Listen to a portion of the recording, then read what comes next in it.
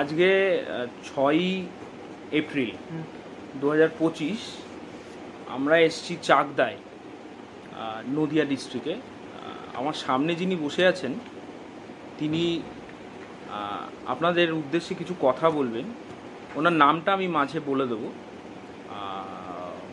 তো যেহেতু ওনার শ্রবণ শক্তির পরিমাণ যথেষ্ট কম, সেক্ষেত্রে রেকর্ডিংগুলো হয়তো খাপে খাপে ধীরে ধীরে ধাপে ধাপে হবে।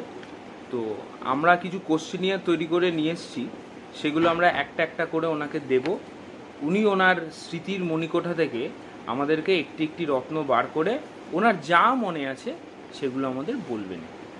তো শুরু করছি আজকের আমাদের কথোপকথন। ওনার নাম হচ্ছে দেবব্রত ভট্টাচার্য। ওনার বয়স বর্তমানে 83 বছর। তো ওনারা হচ্ছেন ঢাকার বিক্রমপুর জেলার লোক, পূর্ববঙ্গের বর্তমান বাংলাদেশ যেটি এখন। তো আমি প্রথম কোশ্চেনিয়ারটা দিচ্ছি, তো দেখি উনি কি বলেন।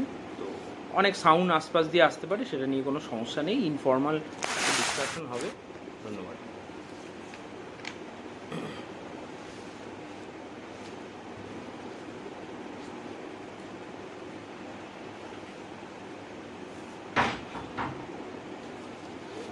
রেকর্ডিং হবে, কিন্তু কোনো অসুবিধায় না পড়ি।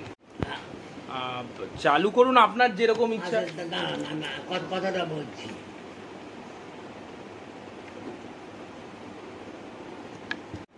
সেটা ঢাকা ডিস্ট্রিক্ট ছিল, মহেশখালী পরগনা। ঢাকার লোক ইস্ট বেঙ্গলের মধ্যে সবচেয়ে ইন্টেলেকচুয়ালি ফরওয়ার্ড। খালি বেঙ্গলের মধ্যেও, বেঙ্গলের 3খানা চিফ মিনিস্টার ঢাকার লোক। ডাক্তার ঘোষ, তারপর সিদ্ধার্থ রায়, তারপর আরেকজন হচ্ছে ডাক্তার ঘোষের পরে হলো প্রফুল্ল ঘোষ, ডাক্তার বিকাশ রায়, এক কমরেড, ওর নাম আমি উচ্চারণ করতে চাই না, সেও ঢাকার লোক। তাকে আমি জিজ্ঞেস করেছিলাম 62-তে। হ্যাঁ, কাগজের মধ্যে বলেছিল ওর যে আমাকে 62-তে কমিউনিস্টরা দলের মধ্যে নেওয়ার চেষ্টা করেছিল। আচ্ছা, বলেছিল তোকে আমরা মস্কো পাঠাবো। আচ্ছা, মস্কো পাঠাবে, রাশিয়া। আমি বোকা, প্লেন ড্রেস। আমি বললাম ঠিক আছে, তা কি করতে হবে? কিছুই না, খালি আমাদের দলে থাকবি। আমার যে কিছু কোশ্চেন আছে, বলে ওই দিন ওই লোকটা আসবে, তুমি ইনলাইটিং দিবে। সেটা 62। তখন আমি পয়দা করলাম যে what is happening in Indo Chinese border. সে তখন বললো ওখানে কি হচ্ছে তো জানি না, ওটা তো কোনো ঘাস হয় না, ওটা তো ইন্ডিয়ার যে বর্ডারেই না। 1 নম্বর গেল। আর 2 নম্বর হচ্ছে এত সোলজার শেষ হলো ইন্ডিয়ার, এতগুলো সোলজার, তারা কি মিথ্যা? আমি তো শিয়ালদা স্টেশনে দেখেছি, কানতে কানতে 10 জনের মধ্যে গেছে 2 জন সোলজার এসছে ফিরে। তখন কোনো যোগাযোগ ছিল না। এই শিয়ালদা থেকে ট্রেন ছাড়লো সকরিগলি ঘাট, সকরিগলি ঘাট থেকে জাহাজে চড়ে খেজুরিয়া ঘাট, খেজুরিয়া ঘাট থেকে যা ট্রেন, ব্রডগেজ ট্রেন, এনজিপি, ওইভাবে জেগে জেগে যুদ্ধ করতে হচ্ছে। 1962 সালে ওই জায়গায় যুদ্ধ হয়, সাপ্লাই লাইন নেই। 62 সালের যুদ্ধে ইন্ডিয়ার পরাজয়ের কারণ no supply line, no reinforcement. সোলজারগুলো শিয়ালদায় নেমে যখন কাঁদছে, আমার চোখ দিয়ে দৌড়েছে, 10 জন গেছে দুটো দিক। তখন ওই ছাত্র সেরা প্যান্ট, সেরা জামা, সিটের মধ্যে ওই সোলজাররা এসছিল।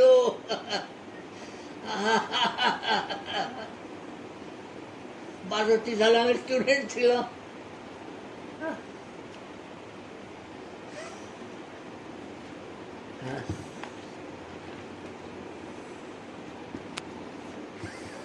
খুব সেন্সিটিভ ইস্যু। 1947 আমি তখন এইটুকু, ওর চেয়ে ছোট, ওর চেয়ে ছোট। 1947 আমাদের কাছে একটা ভয়ঙ্কর দিন। আমাদের দুজন রিলেটিভ গেছে, একজন ঢাকা ইউনিভার্সিটির পূর্ণেন্দু চক্রবর্তী, আচ্ছা আর একজন কানু বন্দ্যোপাধ্যায়। কানু বন্দ্যোপাধ্যায়কে ট্রেনের মধ্যে মেরে ব্রিজ থেকে ফেলে দিয়েছে, আর মহিলাদের বুক কেটে নদীতে ফেলে দিয়েছে। এইসব হিস্ট্রি কোনো লোক জানে না, জানে না। এখন তো বাংলা, এবার বাংলা ওপার বাংলা, এপার ভিয়েতনাম ওপার ভিয়েতনাম হয়, কিন্তু এপার বাংলা ওপার বাংলা হয় না, নেভার। কারণ 1000 বছর ধরে যুদ্ধ চলছে, হাজার বছরের যুদ্ধ। এখন ইন্ডিয়াতে সাউন্ড লিডারশিপ নেই, একটা নেপোলিয়নের মতন লোক নেই। ইন্ডিয়াতে কে আছে অ্যাডজাস্ট করে? আমার তো 5 বছর টাইম, আমি কোনো রকম চালিয়ে দিয়ে পকেটটা ভরে হিমালয়ে গিয়ে বিশ্রাম করব। এই হচ্ছে মটো। ইন্ডিয়ার কনস্টিটিউশন সম্বন্ধে একটা জিনিস আপনি জেনে রাখুন, কনস্টিটিউশনটা সম্পূর্ণ চেঞ্জ হয়ে গেছে 1975 ইমার্জেন্সিতে। 1975 ইমার্জেন্সিতে হিন্দু লিডারশিপ পুরাটাই বিহাইন্ড দি বার। সেই টাইমে কনস্টিটিউশন অ্যামেন্ডমেন্ট হলো secular socialist Republic of India and multinational country, multicultural country. 100 কোটি হিন্দুর রাইট চলে গেল, মাল্টিকালচারাল কান্ট্রি। বুঝুন কথাটা। আচ্ছা, বলছি লোক তো ভাবলো কি জানি একটা অ্যামেন্ডমেন্ট হয়েছে, অ্যামেন্ডমেন্ট একটা হয়েছে। বলছি যে এই যে পূর্ববঙ্গ ঘটনাগুলো আচ্ছা। ঘটেছিল সেগুলো একটু যদি বলো। আমার নাম তো কোনো বিপদে ফাঁসলে বিপদ, হ্যাঁ, মিডিয়ার মধ্যে না, গেলে। না, কোনো সমস্যা নেই। আমার নাম হচ্ছে শ্রী দেবব্রত ভট্টাচার্য। আমরা ঘোষাল বংশীয়, আরিয়াধরের ঘোষাল। আরিয়াধর থেকে 350 বছর আগে পূর্ববঙ্গে রাজারা নিয়ে যায়। ওই ক্যালকাটা থেকে 4 দিনের রাস্তা, 4 দিন। আমি নিজে এসেছি, তখন ব্রাহ্মণরা বাইরে খেত না, এই বাড়ি থেকে খেয়ে বেরোলাম। 4 দিন পরে শিয়ালদা নেমে নারকেল ডাঙাতে মহেশ বাড়ি লেনে আমাদের একটা শেল্টার ছিল, ওখানে ভাত রান্না তো খেতাম। এই রুটিন আমাদের জেনারেশন আফটার জেনারেশন। 4 দিন ফার্স্টে কিছু ব্যাপারই না, জাহাজ, ট্রেন, নৌকা আর পালকি। পালকি তো আপনারা দেখেননি। ওখানে ব্রাহ্মণ মানে জমিদারদের 2টো পালকি থাকতো, একটা কেবিন পালকি আর একটা হচ্ছে পাবলিকের জন্য, যেটা বিয়ে, কারো বাড়ি বিয়ে হলোই হলো, নিজেদের কেবিন পালকিটা আমরা ব্যবহার করতাম। আর একটা পাবলিকের বিয়ে, কোনো দরকারি, কোথাও ডাক্তার দেখাতে যাবে, সেই পালকি থাকতো। তো সেই পালকি চড়ে মামার বাড়ি যাওয়া আনন্দের ব্যাপার। একটা পুকুরের ধারে থামতো পালকি, নেমে চিড়ে ভিজিয়ে গুড় দিয়ে খাওয়া হতো, তারপর গন্তব্যস্থল পৌঁছানো। আর পালকির যা চালক তারা হিন্দি স্পিকিং, তারা জমিদারির মধ্যে গার্ডের কাজ করতো, আর নিজেদের মধ্যে যদি বিয়ে শাদি কোথাও হতো তাদের ইনকাম হতো কিছু। তারা একটা মোটামুটি একটা জমিদার ফ্যামিলি, মানে একটা স্টেট। ওর মধ্যে ডাক্তারখানা, ওর মধ্যে স্কুল, ওর মধ্যে পুকুর, মন্দির, শিব মন্দির, তারপর যাত্রা থিয়েটার। মাঝখানে 2খানা উঠান ছিল, একটা উঠান হচ্ছে বাইরে আর একটা আন্ডার উঠানটা হচ্ছে পারিবেট, আর বাইরের উঠানটাতে যাত্রা থিয়েটার হতো। আমার ঠাকুরদা একটা চেয়ারে বসে ব্যালকনি থেকে দেখতেন, যাত্রা, থিয়েটার, তারপর এইটা কালচারাল লাইফ ছিল। তারপর আপনি তো বলছেন যে আফটার 47। আমার নাম তো শ্রী দেবব্রত ভট্টাচার্য। আমি স্কুলে পড়তাম, ওখানে আমাদের বাড়ির স্কুলটা করেছিলেন স্যার আশুতোষ। স্যার আশুতোষের কাছে আমার ঠাকুরদা গিয়ে বললেন, আমাদের ওখানে তো স্কুল দরকার। বলো, আমি তোমাকে হাই স্কুল দিচ্ছে, নিয়ে যাও। বলছে, হাই স্কুলে আমি মাস্টার কোথায় পাবো? তখন একজন এফ মাস্টার গ্রাম দেশে পাওয়া কঠিন ছিল। তারপরে কী করবো? বলো, তার একটু কমা দিন। তখন একটা মাইনর স্কুল দিবে, মিডল ইংলিশ স্কুল। সেই স্কুলে আমি পড়তাম। স্যার আশুতোষের একটা নীতি ছিল ওমেন এডুকেশন।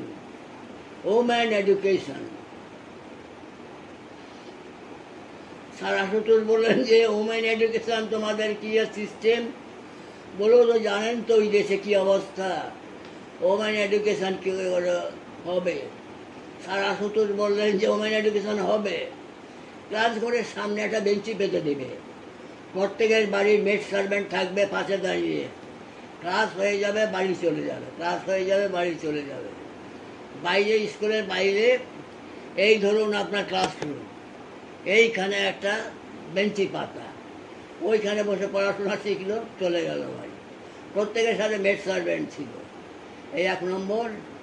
আর স্যার আশুতোষ আরেকটা কথা বললেন যে পূর্ববঙ্গের যে এডুকেশান সিস্টেম, তাতে তো খুব অসুবিধা, তোমরা কি করবে? বলছে, স্কুল দিন একখানা।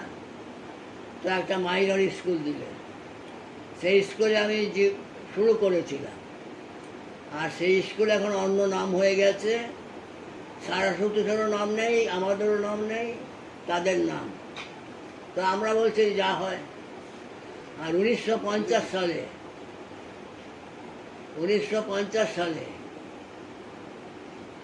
47টা আগে বলি,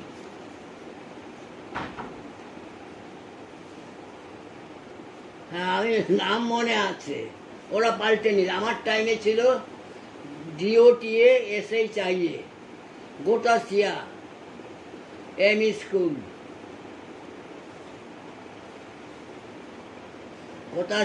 স্কুল, ডিস্ট্রিক্ট ঢাকা। আর তখনকার দিনে ডিস্ট্রিক্ট ঢাকা ছিল। আচ্ছা, এই স্কুলে পড়তাম। তো স্কুলে টিচার ফিচার সব হিন্দুই ছিল। তারপর যেই 1950 এলো, মাস্টার বলল, এই কবে হিন্দুস্তানে যাবি, এখনো গেলি না? গাট্টি বুসকা বাইন্দে, কবে হিন্দুস্তানে যাবি? আমি তো কিছুই যাই না, আমি তো হিন্দুস্তান পাকিস্তান কিছু বুঝি না, নেচা ক্লাস। তো বাড়িতে বাবাকে বললাম যে এই অবস্থা, কলেজ স্কুল আর যাওয়ার দরকার নেই, এইখানে থাক। তাহলে কী করবো? পড়াশোনা তো শেষ হয় না। তখনই কলকাতায় চলে এলাম। বাড়ি ঘর কোটি টাকার সম্পত্তি পড়ে থাকলো, কোটি টাকার সম্পত্তি। তারপর বুদ্ধি করে আমাদের বাড়িতে একজন রিলেটিভ ক্যালকাটা হাটখোলা পোস্ট অফিসের পোস্টমাস্টার ছিলেন। তিনি বললেন আমাদের আত্মীয়দের সবাই যে তোমরা টাকা পয়সা ইন্ডিয়াতে পাঠিয়ে দাও, আমি পোস্ট অফিস হাটখোলা আমি আছি, অ্যাকাউন্ট করে দিচ্ছি, ওই নামে মানি অর্ডার করে টাকা পাঠাও। ওইভাবে টাকা এনে কিছু টাকা বেঁচেছিল, তাই যে খাওয়া পড়া চলত, বুঝলেন তো। তারপর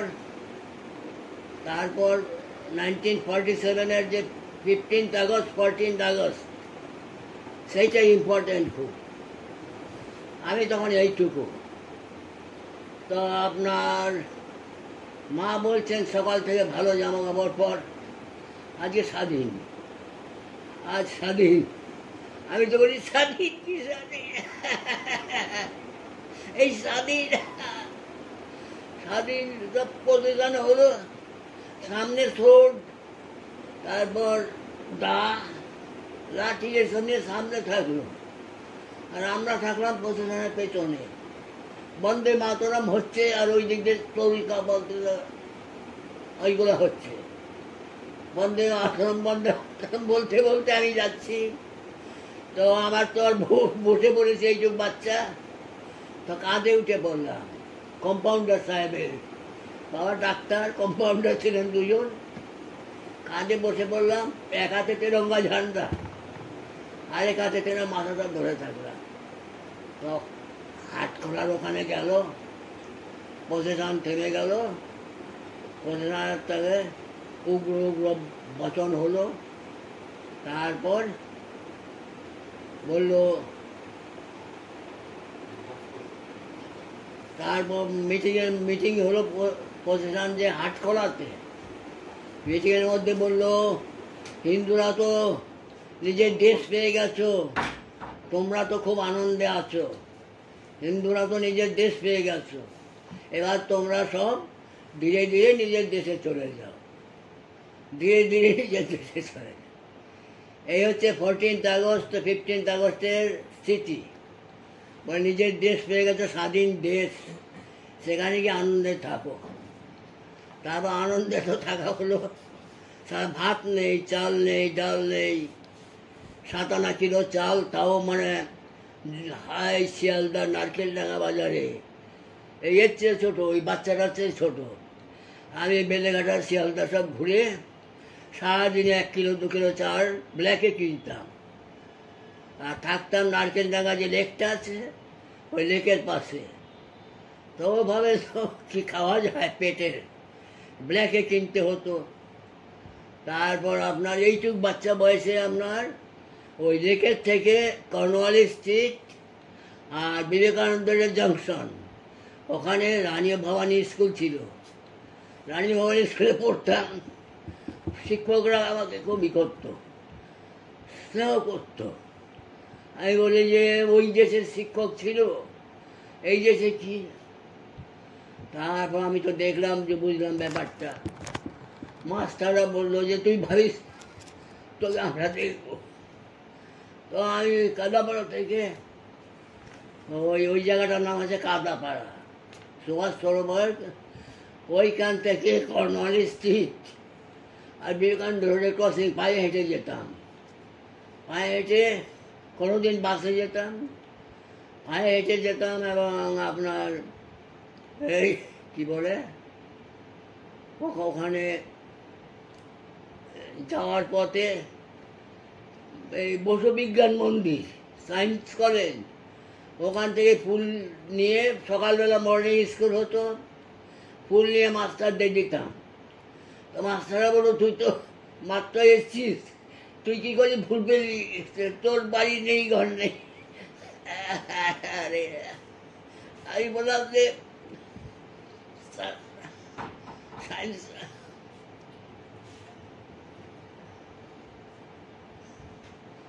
আমি বললাম যে সায়েন্স কলেজ আর বসু বিজ্ঞান মন্দির থেকে নিজে হাতে তুলে নিয়েছি। বলে আরে কাজ করবি না। ওই আমার জীবনে বড় শিক্ষা হলো কলকাতার স্কুলে এসে। আমি তো ভুল স্বীকার করলাম, দারোয়ানদের কাছে বললাম যে আমি নিয়েছিলাম, আমাকে ক্ষমা করে। এইরকম ছিল ক্যালকাটার স্কুল। আর এখন তো ক্যালকাটার স্কুল আমার জানি না কিছু, আর বলারও কিছু নেই। ডিজাইন জেলা ঢাকা, প্রাথমিক পড়াশোনা ওইখানে মাইনর স্কুল থেকে মাস্টাররা যখন মানে একদম মানে গেট আউট বললো, তখন স্কুল যাওয়া বন্ধ হলো। কলকাতায় এসে ওই নারকেলডাঙ্গায় কাদাপাড়াতে, ওখান থেকে রানী ভবানী স্কুলে এলাম। তখন আমার বয়স বিলো 10। তো ওই কাদাপাড়া থেকে Cornwallis street, Vivekananda road junction প্রায় হেঁটে আসতাম 6 পয়সা ভাড়া বাঁচানোর জন্যে। আর আমার ছেলেবেলার স্মৃতি একটা জিনিস হচ্ছে, ওখানে কাস্ট হিসাবে ন্যাশনাল ভাগটা বরাবরই ছিল। হিন্দুদেরও হেড করত, আর হিন্দুদের মধ্যে আপনার যারা একই গ্রুপের দেশ বিদেশে আলোচনা হতো, অ্যাটম বোম পড়ছে জাপানে, এসব আলোচনা হতো, সব স্বচ্ছ আলোচনা। এই হচ্ছে। আর আর ওখানে ওখানে আপনার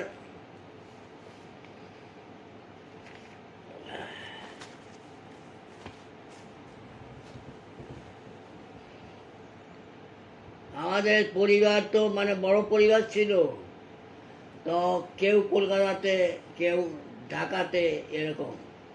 ওইখানে থাকার কোনো নিশ্চয়তা খালি আমার বাবার ছিল, আমার ঠাকুমা, বাবা, আর আমার ঠাকুরদাদার উপর দুবার গুলি চলে।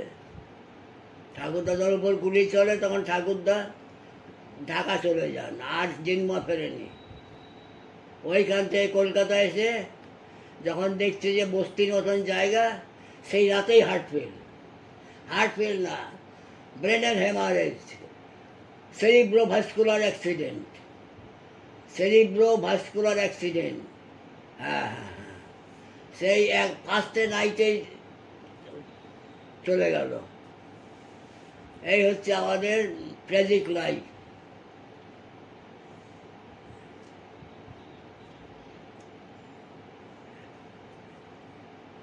পশ্চিমবঙ্গে এসছে ফাইনালি 1950।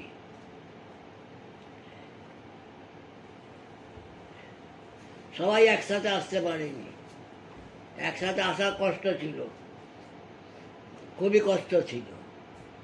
ধীরে ধীরে, কারণ জাহাজে জায়গা নেই, ট্রেনে জায়গা নেই, কোনো রিজার্ভেশন তো এখন দেখছেন, আগে জাহাজে জায়গা ছিল না। আমাদের ওখান থেকে বাড়ি আসতে গেলে পালকি, পায়দল নৌকা থেকে সবারই আত্মীয় বাড়ি থাকতো, 4 দিনে আসতো, কলকাতা পৌঁছাতে 4 দিন লাগতো।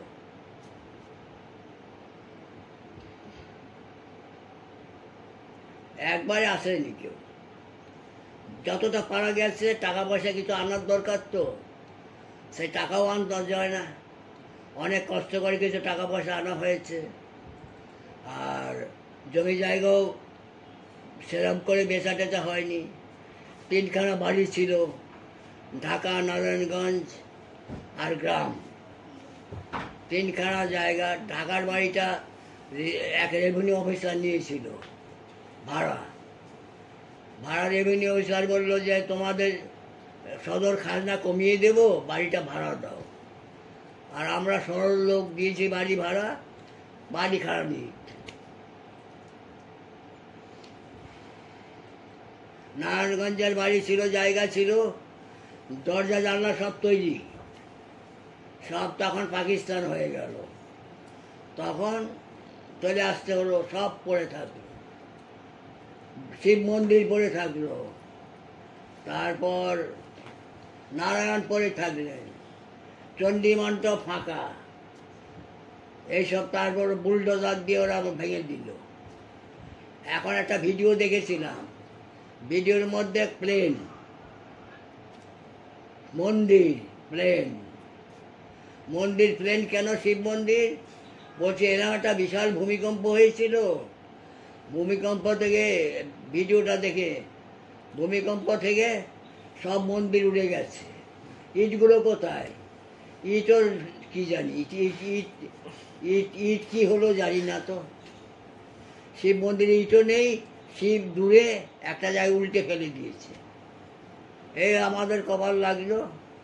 শিব, নারায়ণ, ওরা আমাদের প্রোটেকশান দিত। সে প্রোটেকশান তো দূরের কথা, আমাদের অন্য সংস্থারই হচ্ছিল না। এই হচ্ছে অবস্থা। তারপর ইন্ডিয়াতে এসে দাঁড়াতে খুব কষ্ট। তারপর বাবাকে চাকরি দিয়েছিল গভর্নমেন্ট। তিনি বলেন এখন চাকরি করলে তো আমার হবে না, আমার তো প্রপার্টি আছে, তো কি করব? তখন চাকদাতে 3 বছর পর 1953 এইখানে আসলাম। এইখানে এসেও কষ্ট, জঙ্গল, কাদা। তারপর এইভাবে থাকতে থাকতে এখন কলকাতাতে বাড়ি আমার খুব ইচ্ছা ছিল, কিন্তু ওই জন্য হলো না।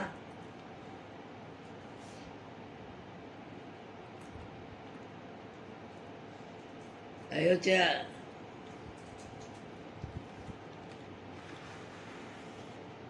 আমাদের পূর্ববঙ্গে দুজন আত্মীয় গেছেন।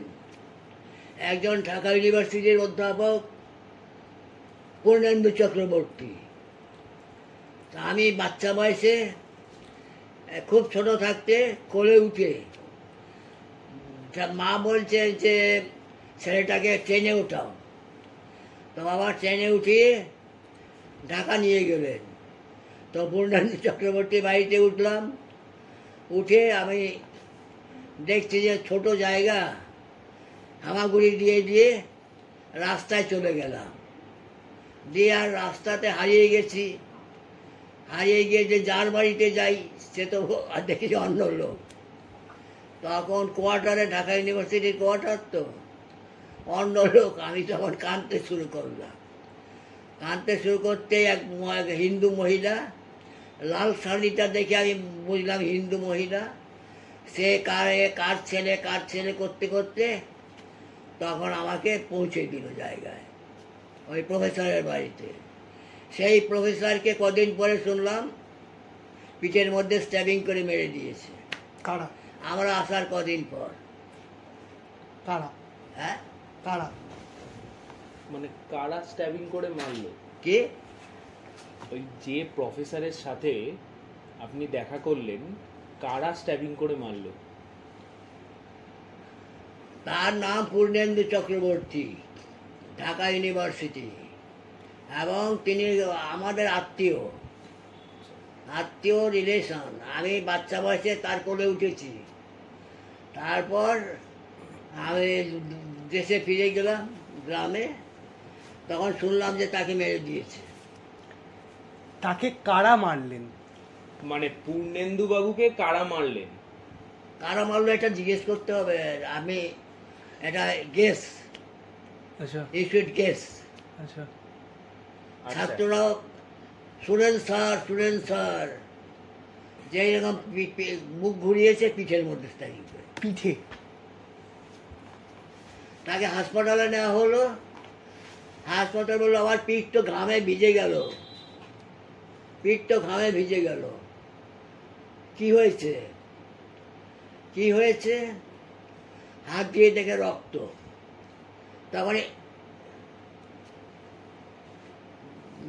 যাওয়ার আগে লাস্ট ছিল, এই ডায়েরিটার মধ্যে ইন্স্যুরেন্সের পলিসি নাম্বার আছে, এই টাকাগুলো তোমরা উদ্ধার করো। আরেকজন হচ্ছে কানু বন্দ্যোপাধ্যায়, তিনি ট্রেনে করে আসছিলেন আর ফেরোনি। তারপর লোকমুখে শোনা গেল ওখানে ঘোড়াশাল ব্রিজ বলে একটা ব্রিজ আছে, দুপাশে আটকিয়ে তাকেও স্ট্যাবিং করে মেরে ফেললো। ওটাই। সেকেন্ড ওয়ার্ল্ড ওয়ারে যত লোক শেষ হয়েছে তার চেয়ে বেশি লোক শেষ হয়েছে এই ইন্ডিয়া পাকিস্তান 1947-এ। কিন্তু বাঙালিরা তো মেরুদণ্ডহীন। ডাক্তার শ্যামাপ্রসাদ মুখোপাধ্যায় না থাকলে আজকে এই পশ্চিমবঙ্গ আজকে কোথায় থাকতো? এই হিন্দু জাতি কোথায় থাকতো? আপনিও থাকতেন কোথায় বুঝুন। ডাক্তার শ্যামাপ্রসাদ মুখার্জি বেঙ্গলটা, ওয়েস্ট বেঙ্গলটা কাটিয়ে নিয়েছিল, এবং তিনি যদি না করতেন আজকে বাঙালি হিন্দু বলে কোনো জাতি থাকতো না। আজকে ডাক্তার শ্যামাপ্রসাদ মুখার্জির নামে কোনো স্কুল হয় না, কলেজ হয় না, নামই নেয় না পশ্চিমবঙ্গে কেউ। আর একটা জিনিস হচ্ছে, শ্যামাপ্রসাদ একটা দল করেছিলেন, ভারতীয় হিন্দু জনসংঘ। সেই দলটা ওই লালু পার্টি বলে তোদের মন্ত্রী করব, তোরা আমাদের সাথে চলে আয়। ওই দলে যে ঝান্ডা নাম সব বাধাতে আমাদের দলে মিশে যা। আর বাঙালি তো হচ্ছে লোভী, কয়েক সপ্তাহের মন্ত্রীদের জন্য দল মিশিয়ে দিল, ঝান্ডা মুছিয়ে দিল। তারপর কয়েক সপ্তাহ মন্ত্রিত্ব করলো, দলও গেল ডাক্তার শাহপ্রসাদের জনসংঘ দল, আর ওরাও তাদের পকেট টকেট গুছিয়ে বাড়িতে বসে গেল। হিন্দুই হিন্দুর শত্রু।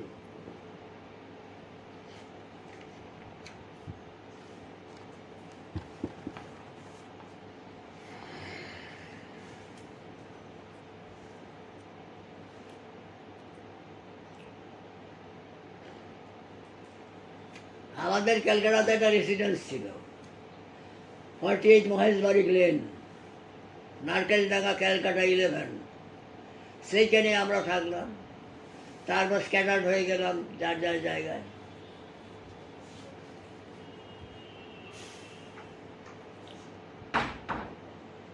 এই হচ্ছে ব্যাপার। আর তারপর অন্য সংকট, ফুড সংকট, স্কুল যাব কি, চালের জন্য আজকে বেলেঘাটা মার্কেট, কালকে ট্যাংরা মার্কেট, 1 কিলো 2 কিলো যা পাওয়া যায়। এই এই বাচ্চাটার চেয়ে কম বয়স, আমার বাচ্চা বয়সে ম্যাচুরিটি এসে গেছে।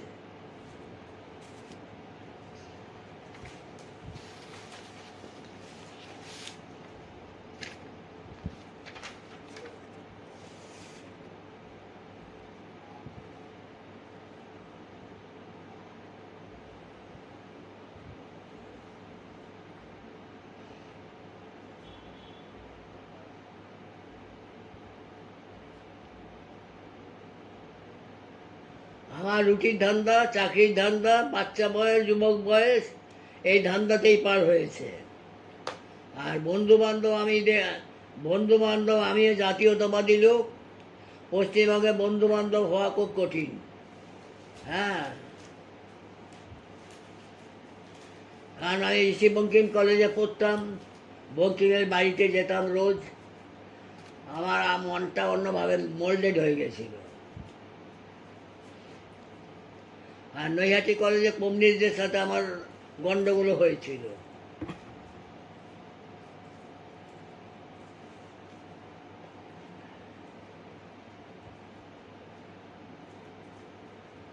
আচ্ছা, আপনার মতামত বাংলাদেশের হিন্দুদের নিয়ে, পশ্চিমবঙ্গ নিয়ে?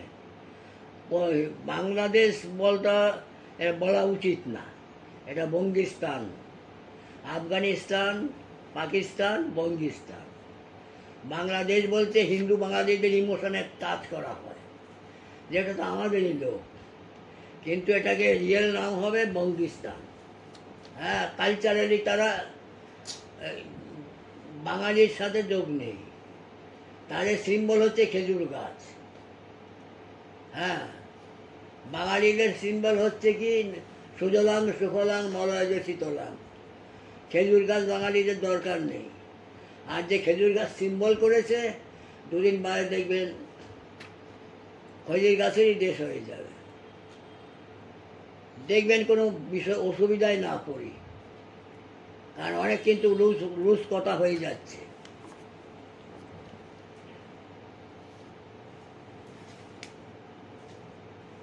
তখন এটা গ্রাম, Chakdah was a village. No electricity, no road, nothing.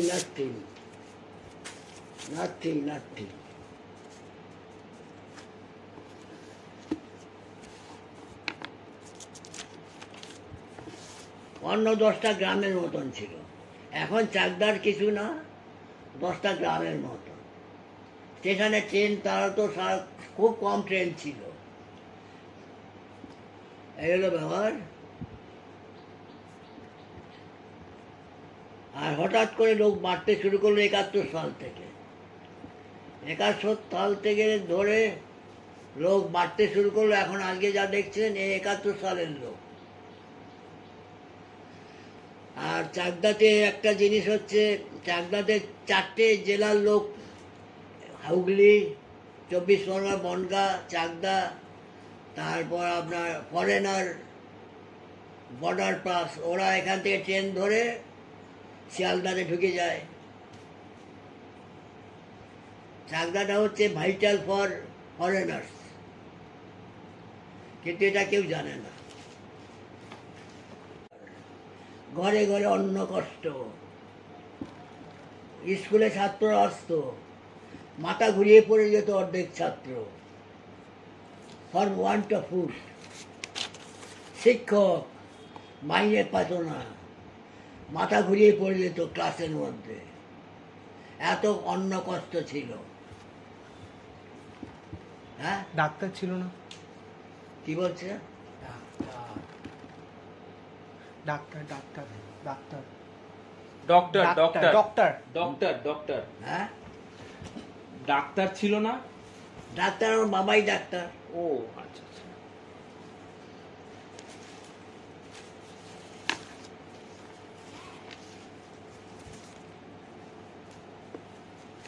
না না, আমরা নিজেরা কিনেছি।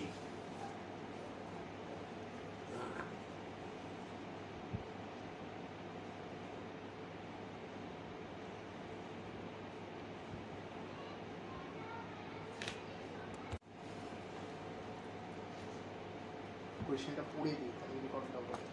মানে ঋষি বঙ্কিম কলেজের ঋষি কমিউনিস্টদের সাথে বঙ্কিম যে কলেজে দুটো গ্রুপ ছিল, সোশ্যালিস্ট স্টুডেন্ট ইউনিয়ন আর এখন যারা আছে কমিউনিস্টের, তারা দুই দলের মধ্যে আমরা যখন ছিলাম তখন এসএসও সোশ্যালিস্ট স্টুডেন্ট ইউনিয়নটাই দখল করেছিল। আর তারপর কমিউনিস্টদের সাথে ঝগড়া হলো।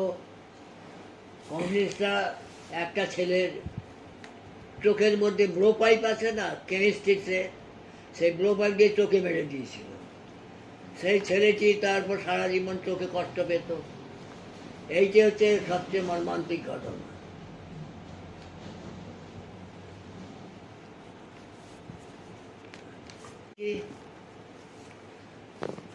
ওখানে জাতীয়তাবাদী জায়গা, কিন্তু অধ্যাপকরা কিন্তু ছিল পুরো উল্টো। একটা ললিতগিরি বলে বঙ্কিমচন্দ্রের একটি গল্প আছে, তাতে তিনি হিন্দু হিন্দু একটা কথাটা ছিল। এক মাস্টার বলছিল হিন্দু হিন্দু তো করার কি আছে। ঋষি বঙ্কিম কলেজ দাঁড়িয়ে বাংলার মাস্টার কমিউনিস্ট, হিন্দু হিন্দু করার কি আছে। ললিতগিরি এই আর্কিটেক্টরা হিন্দু ছিল, এই কথাটা বঙ্কিমচন্দ্রের অপরাধ। সে বঙ্কিমচন্দ্রকে ঋষি বঙ্কিম কলেজে দাঁড়িয়েই গালি দিল। আর কি বলবো।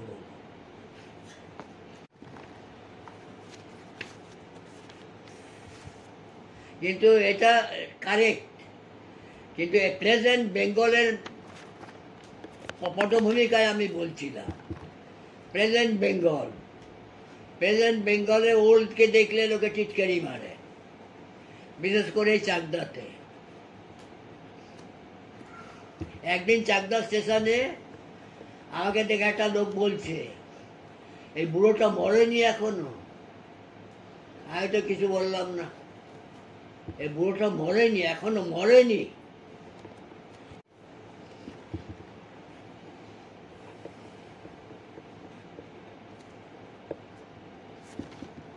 কোয়েশ্চেনটা পড়ে দে, বল মুখে বল কি কোয়েশ্চেনটা। আপনি কি মনে করেন পশ্চিমবঙ্গ ঘুরে দাঁড়াবে? এই প্রশ্নের উত্তর খুব কঠিন।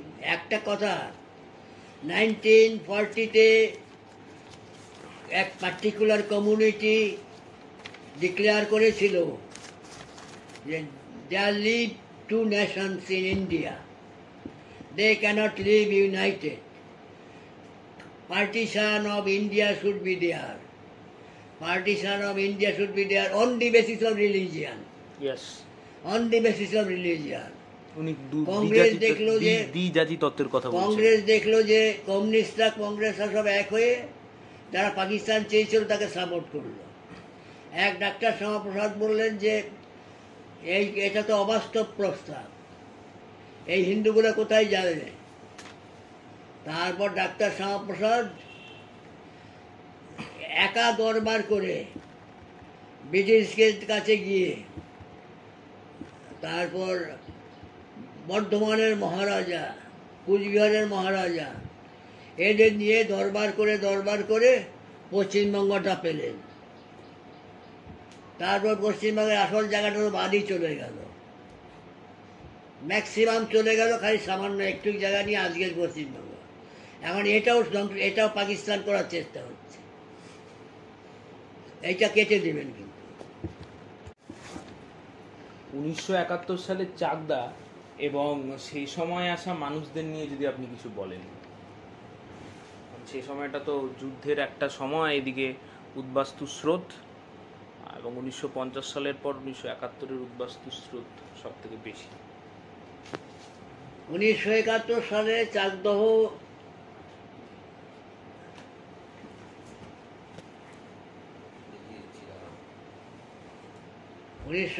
সালে চাকদহ 71 সালে চাকদহ তো সমানে প্লাস, ওপার থেকে লোক আসছে, ওপার থেকে লোক আসছে, তারা এসে যে যেখানে পারছে সেটেল হয়ে যাচ্ছে, কেউ চারদিকে ছড়িয়ে যাচ্ছে, কাউকে দণ্ডকারণ্য আন্দামানে পাঠাচ্ছে। তারপর মরিচঝাপিতে যারা গেছিল, মরিচঝাপিতে কচু কাটা করে ছেড়ে দিল, মেরে দিল।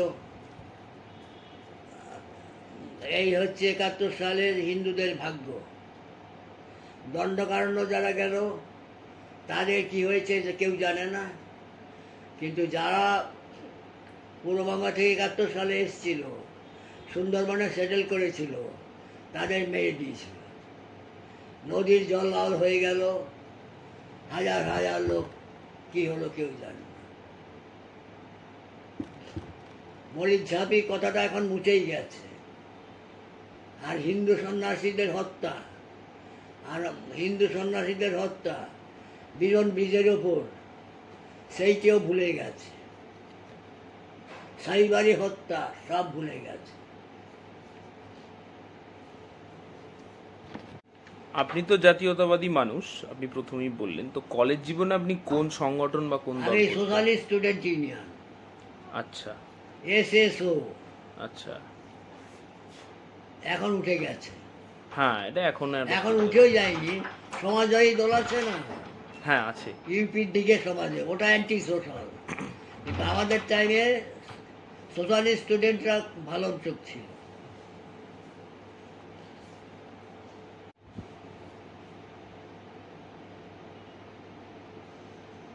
উপেন্দ্রনাথ মুখোপাধ্যায়, হ্যাঁ মুখোপাধ্যায়, ঠিক ঠিক ঠিক, মানে বসুমতী আগে উপেন্দ্রনাথ বাবু চালাতেন, পরে তো মনে হয় বিবেকানন্দ বাবুর হাতে গেল, তারপরে তো বামপন্থীদের দখল করলেন। হ্যাঁ, তারপর উঠে যায়, পরের লাইনটা দেখুন, তারপর উঠে যায়, একদম উঠে যায়, মানে বাড়িখানাও চলে যায়। মানে আনন্দবাজারের স্ট্রেচারে এখন কোনো পেপার নেই, মানে আনন্দবাজার লোকে পড়ে কারণ তার বিকল্প নেই, দেয়ার ইজ নো অল্টারনেটিভ। বিকল্প হতে পারে, বেঙ্গলের সেই নেই, মানে দেখুন এক সময় কিন্তু যুগান্তর আনন্দবাজারে টেক্কা দিত, কিন্তু সেটা এখন নেই, মানে আনন্দবাজার কোয়ালিটি ভালো না, কিন্তু উপায় নেই, সেই উপায় নেই, পড়তে নেই, পড়ছে। কিন্তু গত বছর আনন্দবাজারের মনে হয় 100 বছর ছিল, গত বছর ছিল, মানে 1924 সালে, হ্যাঁ, প্রফুল্ল সরকার তো তৈরি করেছিলেন আনন্দবাজার। 2024-এ 100 বছর। ভাবতে অবাক লাগে যে এই প্রফুল্লচন্দ্র সরকার এক সময় ক্ষয়িষ্ণু হিন্দু বা ডাইং হিন্দু রেস বলে একটি বই লিখেছিলেন। তার প্রতিষ্ঠা করা আনন্দবাজারে আজকাল যা বেরোয় সেগুলো আর কি আলোচনার মতো যোগ্য নয়। হ্যাঁ, না, তো এটাই হচ্ছে একটা দুঃখের বিষয়, এটা একটা দুঃখের বিষয়। দুঃখের বিষয় না, বিকল্প বেরোতে পারে। বেঙ্গলে তো ব্রেনের অভাব নেই, না না না, ক্যাপিটালের অভাব। হ্যাঁ, ওরাও একটা উপায় আছে, অর্ণব গোস্বামীকে ধরে রিপাবলিক বাংলা চ্যানেল আছে না, চ্যানেল আছে, ইচ্ছা করলে পেপার বের করতে পারে। কিন্তু ওই সবাই তালে গোলে এক, বুঝছেন, সবাই তালে গোলে সবাই এক। জাতীয়তাবাদী মুখে অনেকে বলে না না, কিন্তু অর্ণব গোস্বামী জাতীয়তাবাদী, সে তো আমি বুঝলাম, মানে কিন্তু বিষয়টা হচ্ছে যে মানে মুখে অনেকে বলে, কিন্তু দেখুন অর্ণব গোস্বামী তো বাঙালি নয়, উনি অসমিয়া।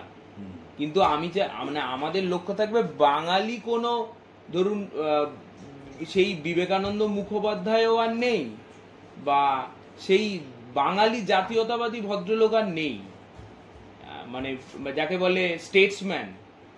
বাঙালি স্টেটসম্যান কে ছিলেন? একমাত্র শেষ ছিলেন ডক্টর শ্যামাপ্রসাদ মুখোপাধ্যায়। এরপরে তো বাঙালি স্টেটসম্যান আর কেউ নেই। তো এটাই একটা বিরাট একটা মানে লুপ হোল বা অভাবের জায়গা। তো এটাই হচ্ছে ব্যাপার। তো আপনি এই যে চাকদায় যখন আসলেন, শ্যামাপ্রসাদ যখন ডেথ হয়, হ্যাঁ, তখন নেহরু ছিল কায়রোতে, কায়রো মিশর।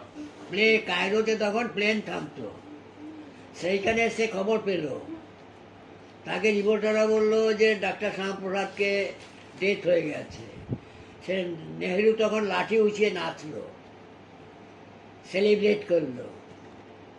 তারপর দিল্লিতে নেমে আচ্ছা, যেদিন উনি মারা গেলেন, শ্যামাপ্রসাদ মুখোপাধ্যায় যেদিন মারা গেলেন, সেদিনের কথা কি আপনার মনে আছে? সেই দিন যেদিন যে ডেথ হলো, হ্যাঁ, এরম ভাবে ডেথটা করা হলো যাতে পরের দিন কাগজে না বের হয়। কেন? রাত 12টার সময়, আচ্ছা, রাত 12টার সময় কাশ্মীরে শ্যামাপ্রসাদকে এই বাড়ি ওই বাড়ি করে আপনি একটা বইয়ের নাম লিখে নিন। বলুন। ডাক্তার শ্যামাপ্রসাদ মুখোপাধ্যায়, মনোজ দাশগুপ্ত, পন্ডিচেরি আশ্রম।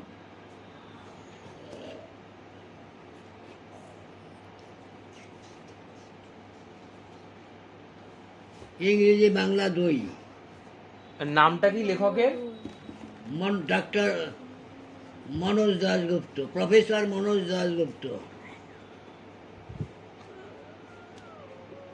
শ্রী অরবিন্দ আশ্রম, পন্ডিচেরি। আপনি ফোন করে কথা বলতে এখানেই ফোন নাম্বার পেয়ে যাবেন।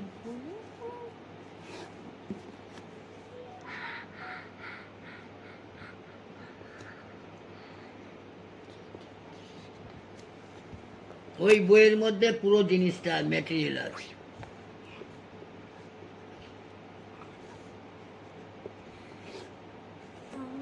কি বলুন? তখন আশপাশে এই স্কুলটা হয়েছে? আমাদের আরেকটা বাড়ি আছে, আচ্ছা সেখানে থাকতাম। আচ্ছা এটা তো নতুন। আচ্ছা, আপনাদের এই যে চাকদায় বেশিরভাগ পূর্ববঙ্গের কোন জেলা থেকে লোক এসছে? সেই বলা মুশকিল। আচ্ছা, এখানে কি কোনো বরিশাল কলোনি, খুলনা কলোনি এরকম আছে? বলতে পারে।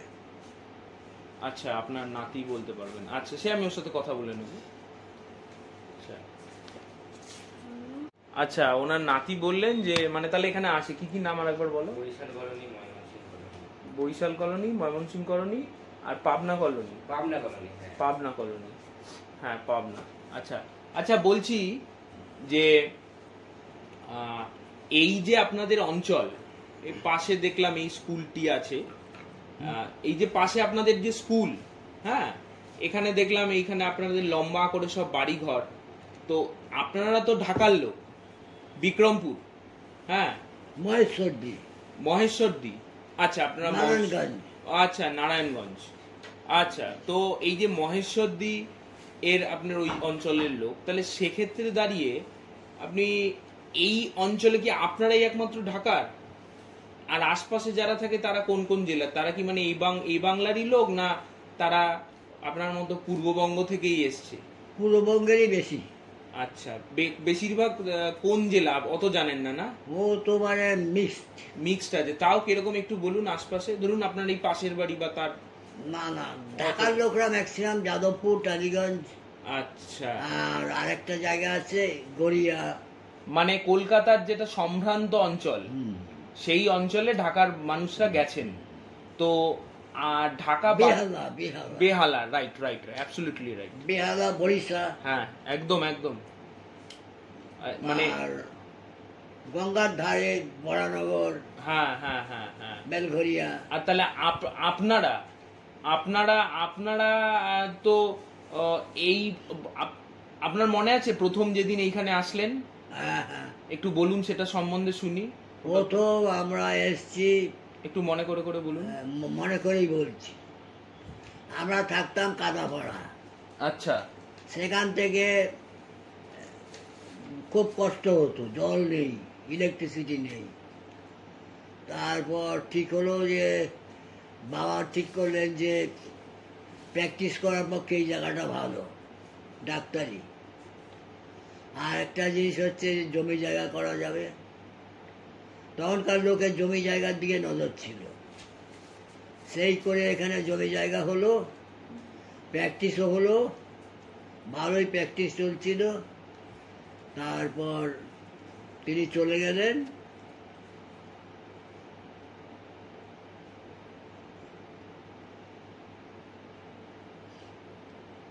তারপর এই মোটামুটি আর কি আচ্ছা, প্রপার্টি। মানে আপনি যখন এই বাবার সাথে এই চাকদাতে আসলেন তখন আপনারা কি কজন ফ্যামিলিতে, পরিবারে? তখন ও তো বলা মুশকিল, আচ্ছা, আর আমাদের জয়েন্ট ফ্যামিলি ছিল তো। অনেকে ছিল তখন। তো এই আপনার বাড়ি থেকে, এই এখনকার বাড়ি থেকে চাকদা স্টেশন তো তখন মানে দুর্গম অঞ্চল। তখন 20 মিনিট লাগতো। তখন তো বাঁধানো রাস্তা ছিল না, বাঁধানো রাস্তা তো ছিল না, রাস্তা সরু ছিল, বনগা রোডটা সরু, বনগা রোডটা সরু না, সরু বর্ডার পর্যন্ত। আচ্ছা, বাস রুট ছিল, বাস রুট ছিল, খুব অল্প ফ্রিকোয়েন্সি, অল্প। আচ্ছা, বুঝতে পেরেছি। আর একটা যে মানে আপনারা কি হেঁটেই চলাচল করতেন? ট্রেন, হাঁটা চলার মধ্যে, মানে ট্রেন ধরার জন্য কি হাঁটতেন? আচ্ছা, ট্রেন তো ধরতেই হতো পড়াশোনার জন্য। মানে আপনার আপনি মূলত পূর্ববঙ্গ থেকে পশ্চিমবঙ্গে চলে আসলেন 1950-এর যে গণহত্যা দাঙ্গা, তার প্রভাবে। 50 সালে জেনোসাইডের টাইমে। হ্যাঁ, ওইটা কি আপনার মনে হয় যে 1946-এর যে নোয়াখালী তার থেকে ভয়ঙ্কর? হ্যাঁ, কারণ ট্রেন দাঁড়িয়ে, গভর্নমেন্ট স্টাফ দাঁড়িয়ে দাঁড়িয়ে মারাচ্ছে লোক। এটা তখন তো 46-এ তো ব্রিটিশ ছিল। হ্যাঁ, ব্রিটিশরা তখন হিন্দুদের অ্যাগেনস্টে। হুম ব্রিটিশ যেরকম ছিল ওই গভর্নমেন্টও তাই। লীগ সরকার, লীগ। পূর্ববঙ্গে যে গভর্নমেন্ট এখনো বরাবর অ্যান্টি হিন্দু। হ্যাঁ, অবশ্যই অ্যান্টি হিন্দু। আমাদের বাবাকে আপনার ইনকাম ট্যাক্স ধরলো, ডাক্তারি পাস করেছে, সেই তারিখ থেকে ওই পাকিস্তান 50 সাল ওই তারিখ পর্যন্ত ইনকাম ট্যাক্স এত, না হলে নন বেলেবেল ওয়ারেন্ট। তারপর নন বেলেবেল ওয়ারেন্ট ও লোকজন আগে খবর দিয়ে দিল আপনি ইন্ডিয়া চলে যান, সেই জেলেন আর যাননি, তিনি বাড়ি ঘর দুয়ার পড়ে থাক। মানে আসলে ওনাদের লোভটা হিন্দুদের সম্পত্তির ওপরে, আসলে ওনাদের লোভটা ছিল হিন্দুর মেধা এবং সম্পত্তির ওপরে, হিন্দুদের তাড়ানোর ওপর। মানে এই যে তাড়িয়ে দিচ্ছেন, তার সাথে তো বাড়িটা তো আর নিয়ে যেতে পারছেন না, তো এই বাড়িগুলো তো ওরা দখল করত সমস্ত। তাড়ানো মানে কি? মানে প্রপার্টি লুট, লুট। শত্রু যেটা বলে এনিমি প্রপার্টি অ্যাক্ট, যেটা পরবর্তীকালে এক তো না, গায়ের জোর। না, মানে পরবর্তীকালে যেটা এনিমি এক প্রপার্টি বলে কিছু নেই তো ওই দেশে। তো আপনি এই 1950-এর যে ভয়াবহ ঘটনা, মানে সেই সময় আপনি আপনার যে সিনিয়র বাবা, ঠাকুরদা বা আপনার দাদা, তাদের থেকে কিছু শুনেছেন যে যারা পরবর্তীকালে এসছে, যারা 50-এ আসেনি?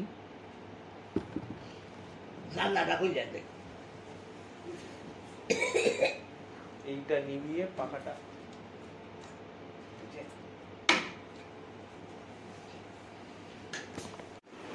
আমার প্রশ্নটা ছিল, আপনার থেকে আমরা যেমন গল্প শুনছি, হ্যাঁ, সেরকম আপনি আপনার যে ধরুন মানে যে যারা বড় গুরুজন তাদের থেকে কিছু শুনেছেন 1950-এর যে ভয়াবহ? 50 তো আমি নিজে দেখেছি, আগে শুনবো কি। আচ্ছা, না ধরুন যারা পরে এসছে আরো। শুন, একটা জিনিস হচ্ছে ইস্ট বেঙ্গলের ট্র্যাডিশন, হাট লুট। হাট তো আছে, দোকানদাররা বসছে, হিন্দু দোকানদার, কেউ খুচরোর জন্যে এরকম করে 8 আনা 2 আনা এরকম করে সাজিয়ে রাখছে। হাট লুট হচ্ছে প্রথম। আর হাট বসেছে শুক্রবারে, আমাদের ওখানে শুক্রবারে হাট বসতো। প্রথম যেদিন হয় হাট লুট হলো, আমরা বাড়িতে বসে আওয়াজ শুনছি, চিৎকার চেঁচামেচি, মাছ লুট, হাট লুট, পয়সা লুট, দোকানদারদের কপাল থাপড়াতে থাপড়াতে বাড়ি আসছে। আর একটা জিনিস হচ্ছে, আমাদের যে পুকুর ছিল, পুকুরে স্বাধীনতা সেলিব্রেট করবে কি করে? আমাদের কাছারি ঘর,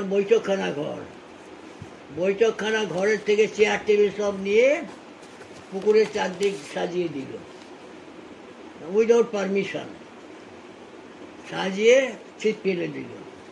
আচ্ছা, স্বাধীনতা সেলিব্রেশন। তারপর একটা ঘাট ছিল পুকুরে, ওইটা আমাদের প্রাইভেট, ওইটাতে শিব মন্দির, ওইটা আরেকটা ছিল পাবলিক। তো ওই রকম ভাগাভাগি ছিল, কিন্তু শেষ পর্যন্ত ওরা চাপ সৃষ্টি করলো। আমাকে স্কুলে বললো, এই কবে যাবি রে হিন্দুস্তানে? এখনো গেলি না হিন্দুস্তানে? স্কুলে মাস্টার বলছে, এখনো গেলি না হিন্দুস্তানে? গাটি বসকা বেঁধে যা। লাস্টের এই হচ্ছে আমার লাস্ট স্কুলের ডেট, এখনো গেলি না হিন্দুস্তানে। এই ডায়লগটা আমার মনে আছে। কি সুন্দর স্কুল। আর ক্যালকাটা রানী ভবানী স্কুলে পড়তাম, সে টিচাররা আমাকে ভিআইপির মতন দেখতো, বলতো তুই কিছু চিন্তা করিস না, তোকে আমরা দাঁড় করিয়ে দেব। এই হলো কলকাতা। হিন্দু কালচার আর আদার কালচার, ফরেন কালচার, এর তফাৎ হচ্ছে এই। এখন একটাই রাস্তা হিন্দুদের বাঁচার জন্যে, ইউনিটি। রাইট। আর পার্টিশন অফ ইন্ডিয়া 1940-তে, পার্টিকুলার কমিউনিটি, তারা বলে ইন্ডিয়াতে দুটো জাতি বাস করে, দে ক্যানট লিভ টুগেদার। কী করে দুটো জাতি? ওরা দেশটাকে কাটো, টুকরো করো, টুকরো করে হোমল্যান্ড দাও। হোমল্যান্ড নিয়ে নিল, একটা ওদিকে একটা এই দিকে, আর একটা কাশ্মীরের এপারে, আর একটা হচ্ছে মালদ্বীপ। দক্ষিণ ভারত হচ্ছে মালদ্বীপ, ম্যালে, এটা নামই লোকে জানে না। 4খানা আছে পাকিস্তান, এই ধার ওই ধার, কাশ্মীরের অর্ধেকটা, আর মালে, আর চিত্রল বলে একটি জায়গা আছে। আফগানিস্তান, ইন্ডিয়া, পাকিস্তান, রাশিয়া, 4টে জায়গায় এক জায়গায় মিলেছে। সেইটা 65 সালে যুদ্ধে জেনারেল জেএন চৌধুরী ওই পর্যন্ত গেছিলেন, ওই পর্যন্ত দখল করেছিলেন। তাশকেন্ট এগ্রিমেন্টে সব সারেন্ডার করে দিল তখনকার যে ইন্ডিয়ান গভর্নমেন্ট। সারেন্ডার করে ইন্ডিয়ার 12টা বাজালো। আজ কাশ্মীরে ইন্ডিয়ান সোলজারদের নিচে পাহাড়ের জায়গাগুলো সব পাকিস্তানে, উপর থেকে ওরা বম্ব করছে, গুলি করছে ইন্ডিয়ান সোলজারদের ওপর, বাঁচার রাস্তা নেই। এইগুলো 65-তে যদি ওই পোর্শনটা পাকিস্তানকে না দিত, আজকে অনেক ইন্ডিয়ান সোলজার জীবিত থেকে বাড়ি আসতো। আপনি কাশ্মীর ম্যাপটা দেখুন গ্লোবে, এই হচ্ছে অবস্থা। আর এখন ইন্ডিয়াতে মিলিটারি অবস্থা খুব খারাপ, কোনো সাপোর্ট নেই। আজ ইসরায়েল যেভাবে লড়ছে, মিলিটারি লড়ে কীভাবে? পলিটিক্যাল লিডার যদি ভালো হয় তাহলে মিলিটারি ক্যান মুভ। আপনি সেকেন্ড ওয়ার্ল্ড ওয়ারে উইনস্টন চার্চিলের নাম শুনেছেন তো? সে নিজে সোলজার ছিল, লেখক ছিল এবং সিজন পলিটিশিয়ান ছিল। সে সেকেন্ড ওয়ার্ল্ড ওয়ারে ব্রিটেনের ঘরে খাবার নেই, তো যেটুকু গম ছিল এরকমভাবে সে ভাগ করলো যাতে কেউ না খেয়ে মরে। আর পশ্চিমবঙ্গে 50 সালে 2 কোটি লোক, 2 কোটি, তখন বেঙ্গল বিরাসল আর এইদিকে। আর সেই দুর্ভিক্ষ চলে কতদিন? 1953 পর্যন্ত পশ্চিমবঙ্গে অন্ন কষ্ট। 53-তে প্রফুল্ল সেন অন্ন কষ্ট থেকে বাঁচিয়েছে। এই একটা চিফ মিনিস্টার যে সায়েন্সের স্টুডেন্ট হয়ে ইন্ডিয়াতে সায়েন্টিফিক ওয়ে, জাপানি ওয়েতে চাষ চালু করলো। আজকে প্রফুল্ল সেনকে কেউ জানে না, নামই বলে না কেউ। ইন্ডিয়াতে যে চিফ মিনিস্টার কটা ছিল না, তার মধ্যে ডাক্তার রায়, প্রফুল্ল ঘোষ, প্রফুল্ল সেন, অজয় মুখার্জি, এই 4 জন হচ্ছে রিয়েল প্যাট্রিয়ট। আর যারা আছে ক্যারিয়ারিস্ট। এটি আবার রেকর্ড করছেন না তো? না, আপনি নিশ্চিন্ত বলুন আপনার সায়েন্টিফিক। বিধান রায়ের পর প্রফুল্ল ঘোষ, 2 ঘোষ, প্রফুল্ল ঘোষ, প্রফুল্ল সেন, অজয় মুখার্জি, এবং 3 জনই না খেয়ে মারা গেছে। অজয় মুখার্জি না খেয়ে মারা গেছে, তারপর প্রফুল্ল সেন না খেয়ে মারা গেছে, প্রফুল্ল ঘোষ না খেয়ে ক্ষুধার্ত হয়ে, কোনো পেনশন নেই, কিছু নেই। ওরা বলছে আমরা ফ্রিডম ফাইটার, আমরা কেন পয়সা নেব, কিন্তু তাদের পয়সা নেয়নি, না খেয়েছে। 3টা চিফ মিনিস্টার আর পৃথিবীটার কোনো দেশে নেই না খেয়ে মরতে, বিনা চিকিৎসা। নামটাও মনে রাখুন, অজয় মুখার্জি, প্রফুল্ল সেন, প্রফুল্ল ঘোষ, ডাক্তার। এরকম শুনেছেন কতদিন? প্রফুল্ল সেন, প্রফুল্ল ঘোষ দুজনেই তো হুগলি জেলার লোক, আমাদের জেলার লোক। আপনার জেলার বেঙ্গলের লোক। হ্যাঁ, কিন্তু মানে ওরা সেই সময় যে কংগ্রেসের 2টো ভাগ ছিল, ওরা ছিল হুগলি লবি, মানে আরামবাগ যে স্টেশন, সেই স্টেশনটার নাম হচ্ছে ডক্টর প্রফুল্লচন্দ্র সেনের নামে। হ্যাঁ, আর আরামবাগে তো স্টেশন ছিল না। না, ছিল না, পরবর্তীকালে যখন স্টেশন হলো, ছিল তো তারকেশ্বর পর্যন্ত। হ্যাঁ, তো আরামবাগের গান্ধী বলা হতো প্রফুল্লচন্দ্র সেনকে। কিন্তু একটা স্যাক্রিফাইস আছে, না খেয়ে মরেছে। হ্যাঁ, এটা একটা ঠিক। এবং প্রফুল্লচন্দ্র বাঙালি জাতির কলঙ্ক। এবং প্রফুল্লচন্দ্র ঘোষ হচ্ছে 1 বছরের মুখ্যমন্ত্রী ছিলেন, 47 থেকে 48। 3 বার। হ্যাঁ, পরে তো আবার হয়েছিলেন 3 বার, 3 বারের মুখ্যমন্ত্রী ডক্টর প্রফুল্ল ঘোষ, সায়েন্টিফিক স্টুডেন্ট। আপনি খালি পার্টিকুলার, বাকি লোক না না, এন্টায়ার পূর্ববঙ্গ। আমি বাদ দিচ্ছি না, কিন্তু এই বছরটা 1950 সালে যখন ঢাকা, বরিশাল, খুলনা হচ্ছে মূল টার্গেট হয়, বাকি পূর্ববঙ্গও হয়েছে, রংপুরেও হয়েছে, নীলফামারীতে হয়েছে, সিলেটে হয়েছে, কিন্তু এই 1950 সাল হচ্ছে আমাদের, সবাই বলে না সংবিধানের মানে রিপাবলিক, মানে আমাদের দেশ তো রিপাবলিক ঘোষণা হলো 1950 সালে, সাধারণতন্ত্রী বা প্রজাতন্ত্র আমরা যাকে বলি 26শে জানুয়ারি।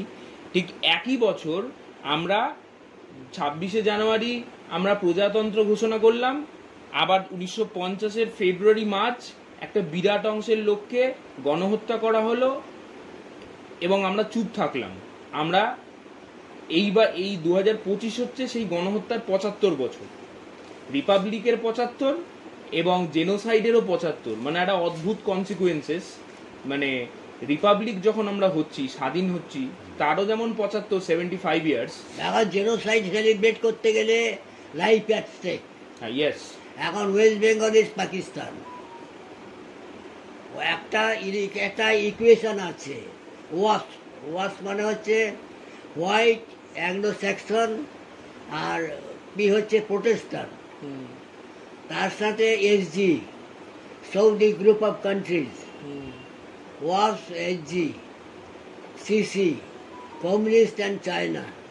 এই হিন্দু জাতির বিরুদ্ধে এই গ্রুপটা কাজ করছে সিক্রেটলি, পুরো হিন্দু জাতি 100 কোটিকে মুছে ফেলার জন্য, to wipe out 100 crores of Hindus from India. এটা কোনোদিন হয়নি, এবং এর জন্যে হিন্দুদের যে লিডার আছে বিজেপি তথাকথিত এর লোকরাও দায়ী। কারণ হিন্দুরা বিজেপিকে ভরসা করেছিল, ডাক্তার শ্যামাপ্রসাদ মুখার্জি জনসংঘ করেছিলেন, হিন্দু জনসংঘ কলকাতাতে। সেই থেকে কয়েক সপ্তাহ মিনিস্টার হওয়ার জন্যে নাম নিশান সব ফেরত দিল। এবং শ্যামাপ্রসাদের মৃত্যুর তদন্তও তো ভারতীয় জনতা পার্টি কমিশন গঠন করলো না। ওরা তো শ্যামাপ্রসাদ দিকে চায়ও না। ভারতীয় জনতা পার্টিতে তো হিন্দুর না, কংগ্রেসের বিটি। হ্যাঁ, ভারতীয় জনসংঘ একজনই ছিল বলরাজ মাধব, হ্যাঁ বলরাজ মাধব, আর আরেকজন ছিল এই দেবপ্রসাদ ঘোষ, হ্যাঁ দেবপ্রসাদ ঘোষ 100 অঙ্কের টিচার। তারপরে বিষ্ণুকান্ত শাস্ত্রী, হ্যাঁ তারপরে ছিলেন ভারতীয় যে কি এখন জানো ভারতীয় জনসংঘটা রিভাইভ হবে, দেখবেন সময়ের তাগিদে রিভাইভ হবে। হরিপদ ভারতী একজন ছিলেন না? উনি তো ছিলেন ওই হাওড়া। কেশবানন্দ ভারতীর বংশধর। হাওড়া হাওড়া হাওড়া হাওড়া হাওড়া। তিনি এমএলএ হয়েছিলেন। তো যাই হোক, আপনাকে অনেক ধন্যবাদ। ধন্যবাদের কোনো কিছু নেই, এটা তো কর্তব্য। আপনি যে তথ্য দিলেন তার জন্য আপনাকে প্রণাম জানাই। আর এটা না, এরকম এলে আমি আনন্দিত হব। না না, আনন্দিত তো হবেন, কিন্তু এই তথ্যগুলো তো ধরুন আমরা বইতে পড়েছি। হুম? যেই তথ্যগুলো আপনি দিলেন সেগুলো তো আমরা বইতে পড়িনি, সেগুলো বইতে নেইও। এই জন্যই তো আপনাকে ধন্যবাদ। আপনাকে ধন্যবাদটা, আপনি তো অবশ্যই এনজয় করেছেন এই বয়সে এসে এরকম একটা চার্মিং ব্যাপার, এখনো আপনার যে আপনার মধ্যে তাজা ব্যাপারটা আছে, এটাই আমাকে খুব আর কি উৎসাহ দিল যে আগামীতে আমি যদি আরো আপনার সূত্র ধরে আরো 10 জনের কাছে যাই, সেখান থেকে আপনার আশীর্বাদ অন্তত আরো একটা পয়েন্ট আছে। হ্যাঁ বলুন। 1943 সালে একটা বিশাল দুর্ভিক্ষ হয়।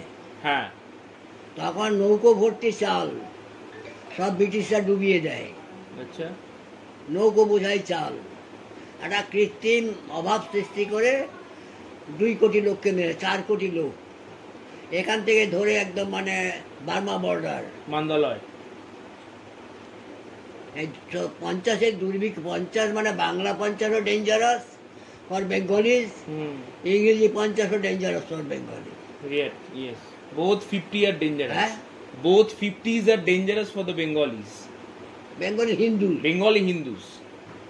হিন্দু বেঙ্গলি, হিন্দু বেঙ্গল। এই হলো ব্যাপার। তো আপনার পুত্রদেবের জন্য আপনার সাথে সাক্ষাৎ, আপনার ওই যে পুত্রদেব যিনি বসে আছেন, না, না, আপনার আপ- interest ছিল। না, আমার সাথে সাক্ষাৎ তো না আপনার পুত্রদেব আপনার খোঁজ দিয়েছে, হ্যাঁ? আপনার পুত্রদেব আপনার খোঁজ দিয়েছে যে আমার বাবা আছেন, আমার বাবা এখনের কথা মনে রাখেন না কিন্তু 1950-এর কথা মনে রাখেন। তো এই সুযোগটা আমি ছাড়তে পারিনি, এক প্রকার লোভে এসছি, বুঝতে পেরেছেন? আমি তো মনে ইতিহাসের রাখেন ছাত্র। কি, এটা কি মনে কি ইচ্ছা করে?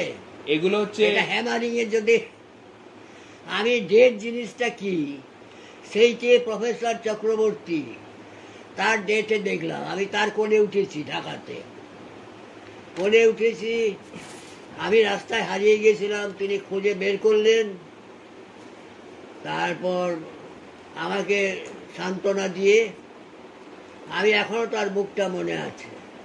তার ডেটটা আমার জীবনে প্রথম ডেটের সাথে পরিচয়।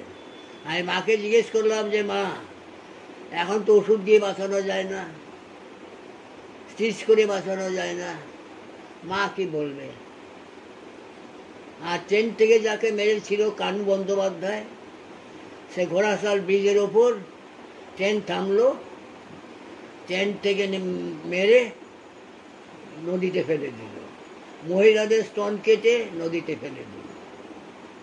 এত ব্রুট সেকেন্ড ওয়ার্ল্ডারে কোনো জানোয়ার করেনি যতটা পূর্ববঙ্গ এবং পাঞ্জাবে হয়েছে।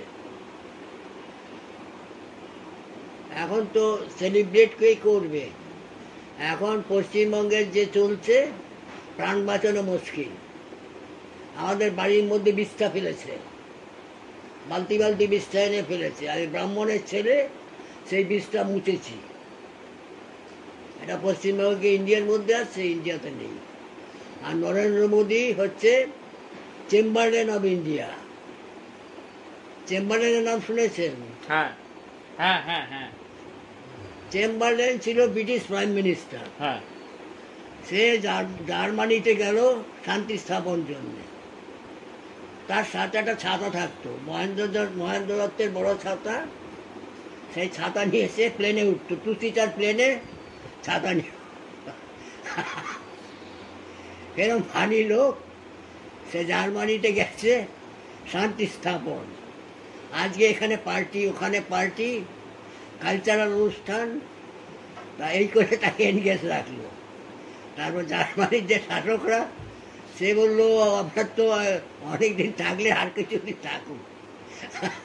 তখন বললো না, এখন তো যেতে হয়।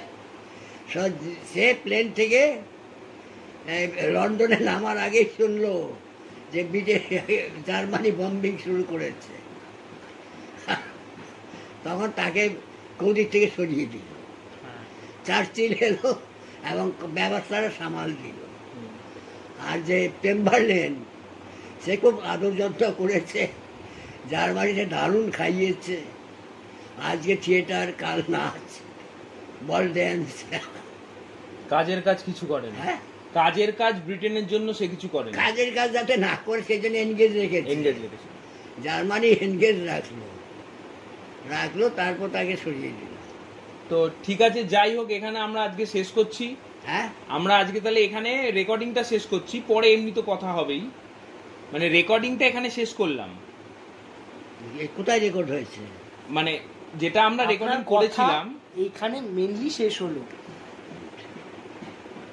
বন্ধ কর।